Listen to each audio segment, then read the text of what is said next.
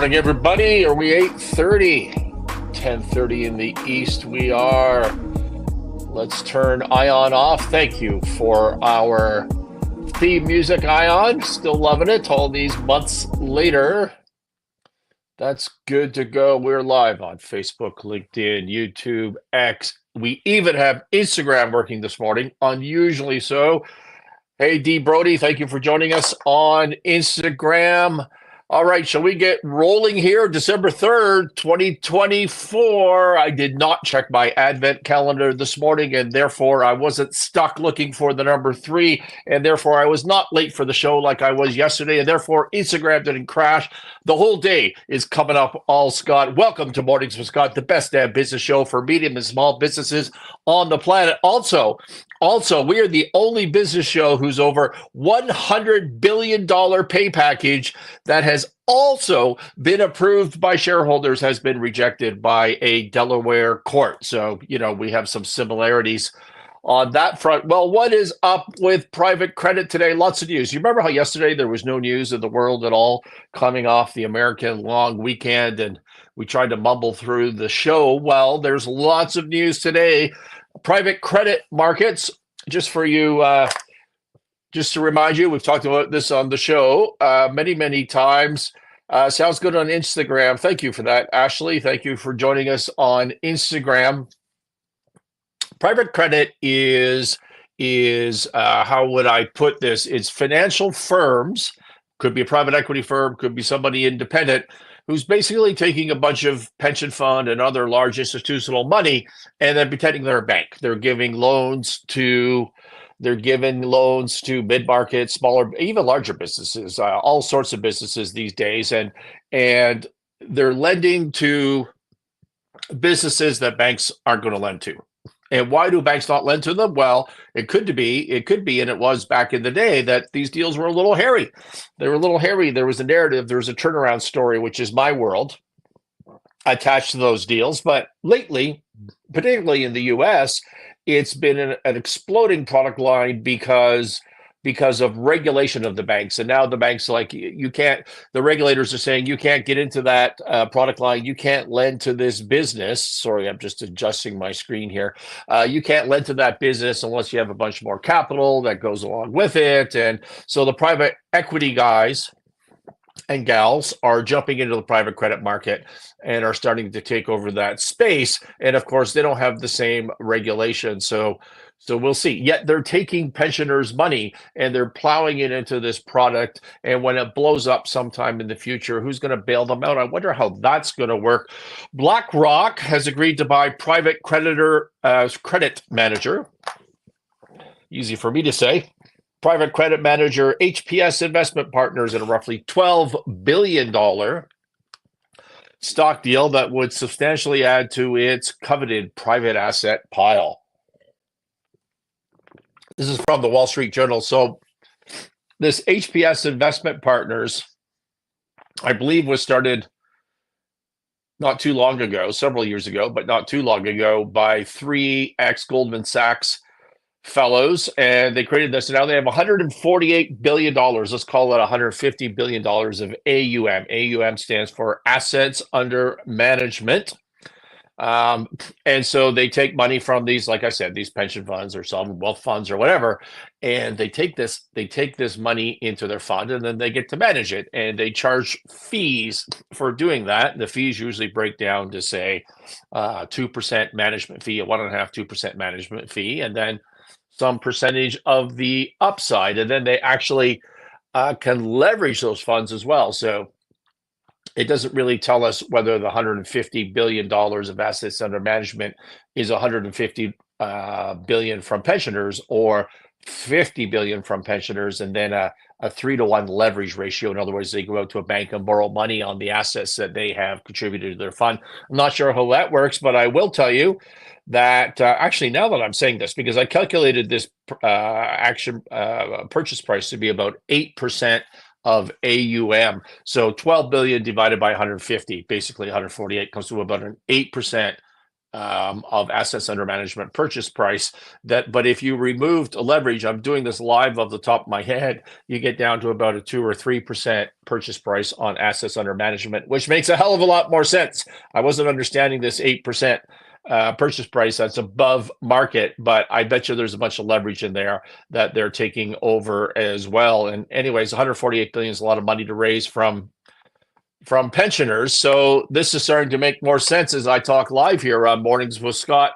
But BlackRock, which is in the private equity business, the Wall Street Journal here says, unlike private equity, which has been around for decades and has grown more slowly in recent years because the PE market's kind of dead at the moment, infrastructure and private credit are believed to have significant growth potential. The market for private credit is expected to double to $3 trillion in the next 3 years, according to estimates from Moody's. Helping to drive the expansion is a push by firms, including HBS, beyond corporate loans into the vast world of asset-backed financing, which involves everything from credit card loans to equipment financing to mortgages. Asset-based lending or asset-backed financing, don't be confused by the terminology, folks. This is just the exact same thing as lending. And if you focus in the lending world on assets, you can lend more. You can lend more than maybe a traditional financial institution would lend because you understand the particular assets that you're lending against. So private equity is exploding in the U.S. Private credit is exploding in the U.S.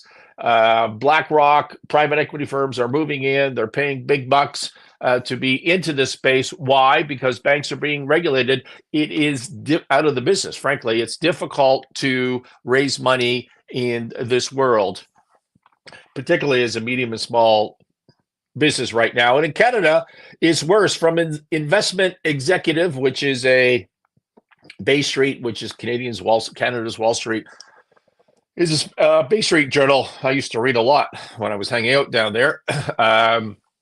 But if you're in the financial business, Investment Executive is a terrific newspaper. Says that retail investors, what is a retail investor, by the way? A retail investor is not an institution. It's you. It's me. In our personal accounts, often we're buying mutual funds and we're looking for liquidity. The definition of a mutual fund basically is that you can buy it or sell it all day, every day. And so retail investors who held units of funds operated by the failed alternative investment fund manager, Bridging Finance Inc. By the way, this Bridging Finance Inc. is a private credit lender, or should I say was a private credit lender in Canada. And their investors are in line to get $473 million in a distribution being proposed by the firm's receiver, PricewaterhouseCoopers.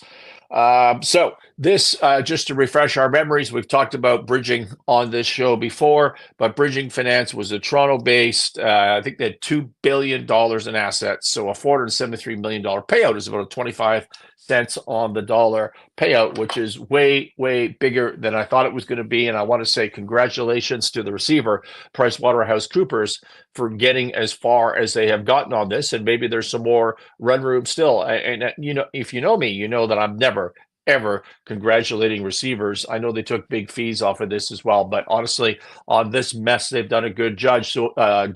So Bridging Finance allegedly had a bunch of fraud. So they were lending to people that were in turn funding the principals that, like, just giving money to the principals that owned Bridging Finance. So they're using public money to self-deal and enrich themselves. There was allegations of payoffs. All of this is alleged. I don't know that it's been proven in court, but it was more than enough for the Ontario Securities Commission to come in and put it in a receiver. And there you go. You've got PwC as the receiver, and they're paying out about 25 cents on the dollar. December 9th, the receiver will ask the Ontario Superior Court of Justice to approve an initial distribution, which would represent the first money that the firm's 26,000 retail investors have seen since the firm was placed into receivership in April 2021. And so, again, these 26,000 retail investors, I'm not sure which fund they've come through to go to Bridging. I thought Bridging was only through 9 Point, which we've also tried not to talk about on this show. We've mentioned their name before, but I haven't done a deep dive on 9 Point at all, and I continue to not want to do that. But they run mutual funds, and so from your RSP account or from whatever your registered account is in the US, you can go and buy a mutual fund, and a mutual fund gets marked to market daily, and you can buy and sell daily, so you're liquid. But in turn, you put your liquid mutual fund, you bought your units of your mutual fund, and the mutual fund in turn invests into something like bridging finance, and bridging finance loans money takes that money and loans it to businesses on a year and a half term. And so the product at the end is not liquid, because the business has to make this money, and then bridging has to try to collect, assuming that there's no fraud involved. But you're trying to get out daily, and so you have this mismatch in liquidity, and that always causes problems. Not so bad when things are exploding and you're raising a bunch of money, but when the economy starts to turn and people want their money out, or there's rumors on the street about fraud and self-dealing, all this sort of stuff, and people go to redeem, hey, I want my money out of this mutual fund, suddenly there's no liquidity, because the businesses have borrowed that money and they can't pay it back right now, and the whole thing falls apart, because it's kind of Ponzi-ish, right? It's kind of like a bit of a Ponzi scheme. And I'm not saying it's a fraud, and I'm not saying it is a Ponzi scheme. I'm just saying that because of this mismatch in liquidity, there comes a time when the only way to fund redemptions from the mutual fund is for more money to come into the mutual fund. And when you have these allegations of significant trouble, and self-dealing and fraud, then everybody wants out and no more money's coming in. And that's exactly what has happened with these sorts of funds. And what it's done is it just put a chill over the entire Canadian alternative lending market, the private credit market, which we're just starting to get our way out of right now. The court has approved a $46 million payout to institutional investors. That was before, and another $40 million has been spent on legal fees and other expenses. Professionals just hoovering up the cash, as they often do. According to court filings, PwC has so far recovered $698 million out of, I think that's out of $2 billion, it tells us later, and the payout, $473 million, would be an interim distribution. And it goes on to say there may be more money coming through. If the court approves it, people are getting back about 26% of their investments into bridging finance. That's what I said, about 25% off the top of my head. And that's more. I'm telling you, I heard rumors on Bay Street, which obviously have turned out to be not true, because the Bay Street people underestimated the power of a receiver like PwC. But I had rumors that the payout was going to be 0, or it was going to be 2%. And the reason for that is that it says in my research here, so let's just call it alleged, that Natasha Sharp, who was one of the founders of Bridging, guaranteed a loan from a Chinese institution, I believe, on a huge office tower condo development. It's a mixed condo and retail, I believe, at Yonge and Bloor Street, called The One, right in, if you're from the US, right in Midtown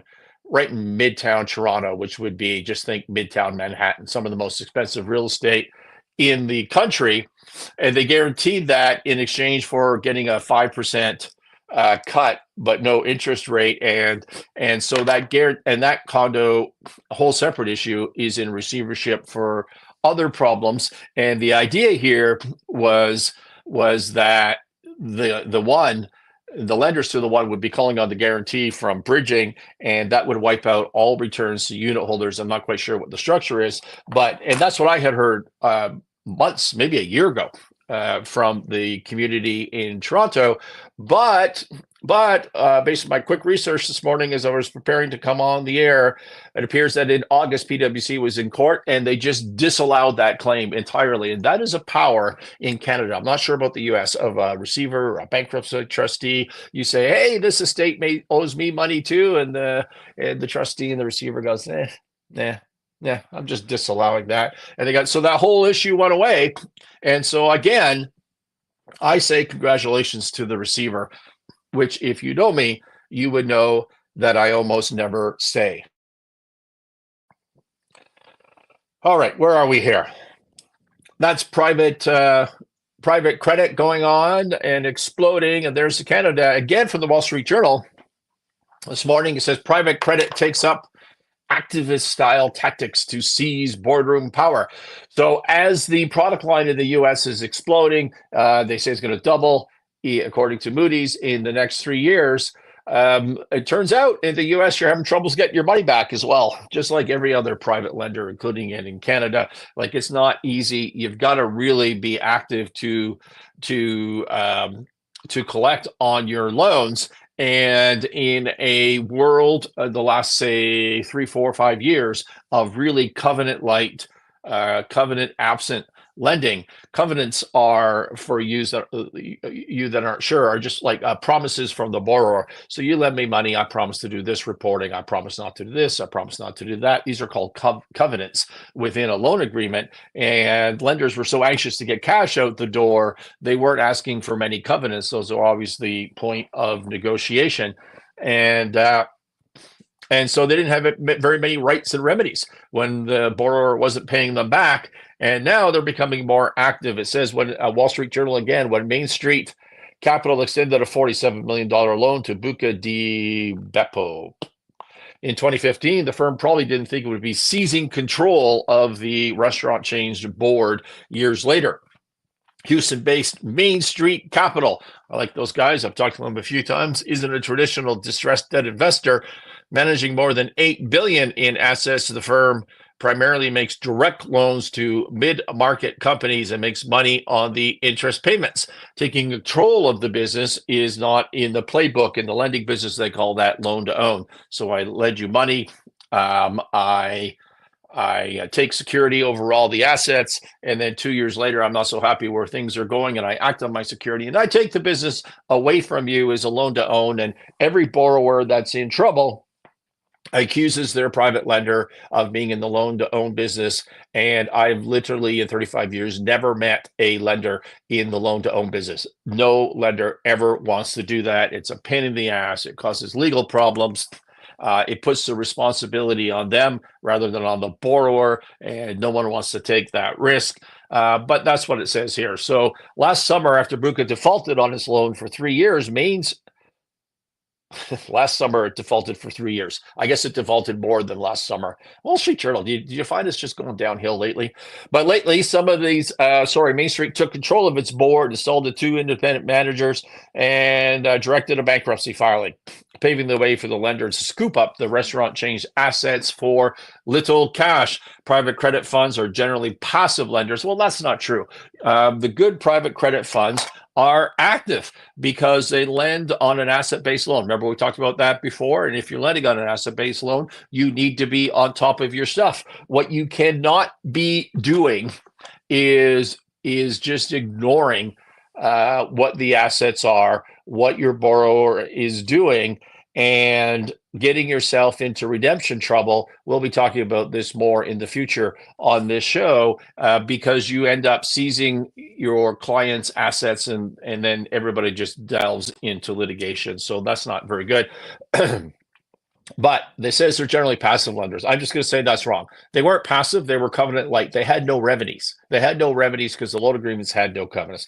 But lately, some have been stepping up to steer companies directly when a borrower can't pay. With close to $2 trillion in capital, these alternative asset managers are now using tactics like overhauling corporate boards once reserved for activist investors. Again, Wall Street Journal, you are wrong. I've been acting for companies as a CRO, a chief restructuring officer, or as a director, or as an interim CEO or interim CFO. I've been doing that for 30 years, maybe longer, and often recommended by the private credit lender in the US and in Canada. I've done that all the time. There's other people that do that work, not as well as Sinclair Range, not as well as me, but they do that work. And this is not new. What's new is in the life term or the journalistic life cycle of this particular reporter, whoever the hell it was, they haven't seen this before because there weren't any covenants that allowed the lender to do that. When they have covenants or when they get a court order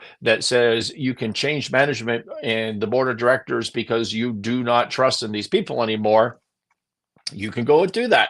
And that's what's going on here. There's a switch of mindset from being a lender to using rights granted in the credit agreement to control the direction and outcome of the process. I'm surprised how much is happening right now, said Ryan Maupin, Maupin, a managing director and U.S. turnaround and restructuring leader at Deloitte. Partly that is because private credit is somewhat hemmed in. Direct loans don't trade on any public arena. What he means by that is there's no liquidity. You can't just take we're back to this liquidity issue. You can't just take your private loan and trade it on a market somewhere. Now, you can sell it at a discount to someone else. And when Sinclair Range has bought portfolio companies, sometimes that's what we do. We go to the banks and say, hey, I'll pay you X cents on the dollar for that loan. It says the relationships have become more contentious, mostly by private lenders acting less friendly towards private equity owners. That has led to more standoffs. Under the loan pacts, when borrowers can't pay the interest or debt that is secured by companies, equity lenders are granted voting rights tied to that equity. Okay, again, these are just covenants kicking in, and we won't bore us with the detail. In less than 3 months, Main Street was cleared to acquire the chain using the money that Buca owed on the loans. So this is called a credit bid. This is called a credit bid. So I'm the bank or the private lender. I lend your business money. I become your bank. I'm your first secured creditor. You go into some sort of bankruptcy restructuring process. And one of the ways to exit is to create liquidity under that court process is to sell the whole business, the assets, to somebody else. And if you sell them to somebody else, who gets the money? Well, I've taught you on this previous podcast a million times. We talk about the pecking order, the ranking order of priorities within an estate. And that would include sort of the withholdings, the government, the deemed trust stuff is number one. And then your first secured creditor, your second lien creditors, your unsecured creditors, your pref shareholders, your common shareholders. The money is distributed in accordance with your ranking on that. Well, anybody can bid, including your current lender. And since they are ranked number one, assuming all the government stuff has been paid, they don't even have to write a check. All they have to do is use the money that's owed. And if somebody else, so if I lend you $1 million and somebody else bids $1 million for the whole business, well, it comes to me if I'm first. So everybody else gets zero. Well, I could do the same thing with a credit bid. I can just say, hey, judge, I'm going to bid $1 million and just offset it against that $1 million that you owe me, and still nobody else gets zero. And that's one of the options here. So as a lender, you have a bunch of options to create liquidity. As a shareholder, you lose. So I've been talking to a bunch of mid-market companies lately. They're startups, they're massive projects. The founders have put a bunch of money into this, and I asked them, are you treating that money as a loan? No. If you were, and if you do, is it secured? No. When you're a shareholder, lend your money to your own company. If you have to do that, take a security position so that you up your position in that pecking order in your ranking. And then you have the same power as a bank would have or as a private lender would have, because shareholders' loans are real loans and they should be secured. And the power is 100% of the time with the lender. What else does this say here? Main Street's takeover of Buca shows how lenders can catalyze the restructuring. Catalyze a restructuring of a company limping along. Many restaurants like Buca have struggled with rising costs, so on and so forth. We don't need to read all that. It says one factor that's giving new muscle to the ongoing to private credit is the ongoing slump in private equity. right, into the BlackRock people. This is the same reason BlackRock is buying into the private lending game. Investments at buyout firms have been hard to exit because of a dearth of mergers and acquisitions, as well as public offerings. In an attempt to preserve value, some firms, and that would be on the lending on the private on the institution side, they're trying to preserve value by bringing in more assets under management. And so they're leaning towards private credit for rescue capital, giving lenders the upper hand. Private credit funds are asking for goodies if they are giving waivers nowadays, said Michelle McGreal, a restructuring and bankruptcy lawyer at Clifford Chance. The list is getting longer. They want every power and lever that they can get if they are going to ask to give something up. She says, for example, they demand equity owners put up more capital themselves when things are getting into trouble. And they may also assist on board seats, board observer rights, veto rights, input on management roles, and more. I'm not sure about that. I'm not sure they're asking for board seats. That's crossing a line as a lender very often in many jurisdictions, where you end up with what's called lender liability, and somebody can say, hey, you're actually in control of this business, and you're in control of it for your own benefit, secured creditor. You have a conflict here. We should just wipe out the value or the relevance of your security document over the assets of this business. And so lenders are often skeptical of moving into that. But again, let's just hammer home the point here that this is real lending. There's nothing new here. This is not a change in the business of lending to medium and small businesses or even larger businesses. This is just a move away from covenant light or no covenant loans into proper lending, where as a borrower you need to report and manage your covenants and acknowledge that your senior lender has priority over the other shareholders of the business. All right, so it's hard to raise money these days. That's why things are tightening up. That's why covenants are tightening up. Where are we here? We're 28 minutes into this. So I've got about 4 minutes left. Let's just go quickly here because I did want to talk about real estate in Canada. Stories is reporting. Who the hell is Stories? I have no idea. I picked this up, though, that Ashcroft Home's properties in receivership with over $80 million in debt. Real estate's crashing in Canada. Now, why did I twig to this? Because Ashcroft Homes is a Ottawa-based company. I believe they started in 1992. I moved to Ottawa in 1994 and started Merchant Capital, which was a private corporate finance house offering financings, M&A, restructuring, the usual stuff for private businesses. And I do believe I worked with Ashcroft Homes for a while, but to be honest with you, I don't remember exactly. But certainly there was some connection there between my company and their company, and they were a little loose back then. And so here they are with yet another project in receivership.